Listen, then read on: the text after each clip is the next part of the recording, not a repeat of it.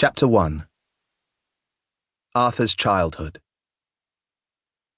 Murk. Mud. Flecks and pads of salt foam whisked up from the roaring ocean. They flew over the jagged sea cliff.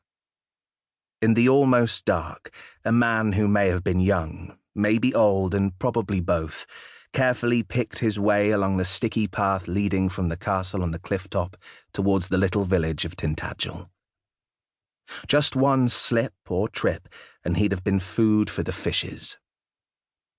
Then the man tramped up the track from the village leading to the manor of Sir Ector, 2 miles inland. Look, this man, his name is Merlin, is carrying something very, very small, wrapped in a cloth of gold. A swaddled baby no more than 2 or 3 days old. A baby called Arthur. But Arthur's story begins 9 months and a few days before this. It begins when Merlin used magic to trick Arthur's mother, Igerna, Duchess of Cornwall, into the arms of King Uther, who was passionately in love with her.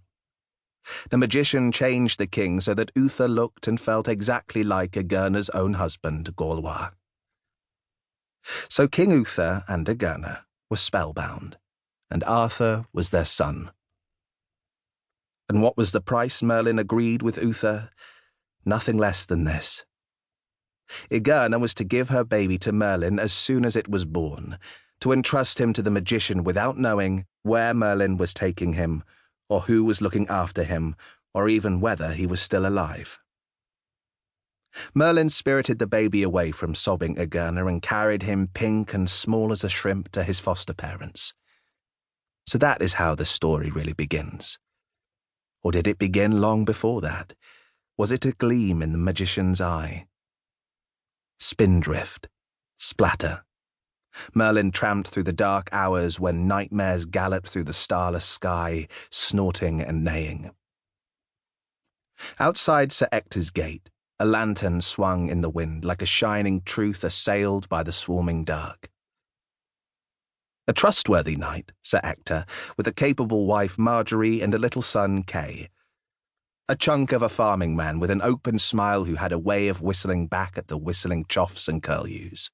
A man who had learned to read and loved nothing more than to surround himself with candles and open a manuscript across his lap and tease out an old story. The magician made a fist of his right hand and knocked at the hefty oak door. Sir Ector and Lady Marjorie were ready. They had been waiting for this hour. Lady Marjorie herself swung open the door, and at once Merlin passed her his little parcel, and she cradled him and hurried away to Kay's nursery. She had decided not to farm him out to a wet nurse in the village, but to feed the new baby herself. But a world away, in a draughty castle room overlooking the welling and snatching sea, a voice was singing and sobbing, my son, almost unbegun." Little Arthur didn't know that.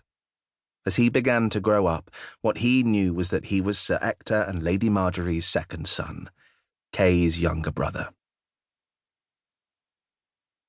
Sir Ector's manor sat at the top of a tight valley between 2 hills, late to see the sunlight, quick to lose it.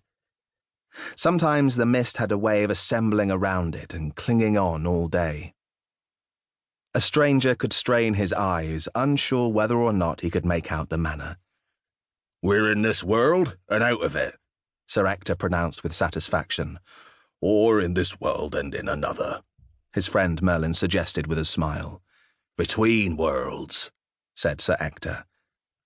"If I really had to live in any single place and time," Merlin told him, "I would choose your manor."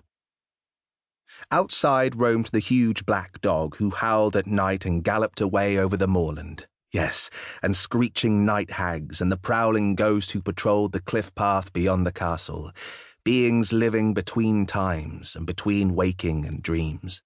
But inside the manor house, with its mighty oak beams and moorstone walls, Arthur and Kay felt safe, and the magician often visited them there. "What's what?" the cook jolly often told the 2 boys before they understood what she meant. "Yes, you 2 need to know what's what,"